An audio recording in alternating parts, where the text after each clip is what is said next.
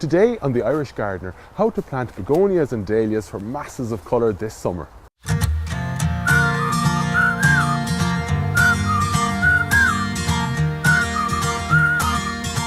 When you're planting begonias, there's three words you need to remember, and they are drainage, belly and frost. Firstly, you need to use a well-drained potting mix, and you'll see here with the pot, I've put in a good layer of grit at the bottom just to make sure that this stays well drained. So now I just want to fill that with compost, and I'm going to mix in some of this nature-safe granular plant food. That's a plant food that's 100% plant-based and organic, so it's the best of what I can be adding to it. Fill it up with the compost. And that second word, belly, just remember to plant the belly of the corm downwards. You'll see here life is itching to get going from the top of the bulb.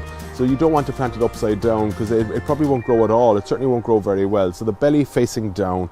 And the next thing then, don't plant it too deep. That's one mistake you can make. Just leave it nearly at the soil surface. I'm just going to firm up around it with some more compost. And the last word then was frost. So I want to protect this from the frost, so I'm going to keep them indoors just for the next couple of weeks till there's about 10 centimetres, a few inches of growth just over the pot, and then they should be ready for me to plant outside, either in borders or into bigger planted containers for summer colour. They don't need too big a pot to start them off. Dahlias, on the other hand, need a pot big enough to take the whole tuber. This is what your dahlia tuber looks like, and it's made up of several swollen roots, and at this time of year they just want to get growing. Now they'll do it all on their own, but if they don't have access to moist soil, the tuber will just desiccate and dry up and come to nothing. So I've got this pot half filled with compost, spread out the tubers.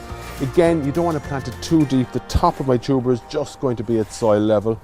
Fill in around side with a good quality compost again. I'm going to mix in some more of the nature safe granules and just fill up. And again, like the begonias, the new shoots of this are going to be very tender and they're going to be susceptible to frost damage. So I want to keep that inside and under cover until all risk of frost has passed.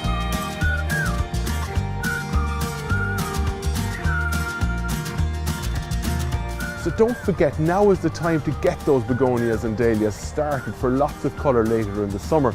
And next time on The Irish Gardener, I'll be talking about those regal favourites of the herbaceous beds, lupins and alströmerias.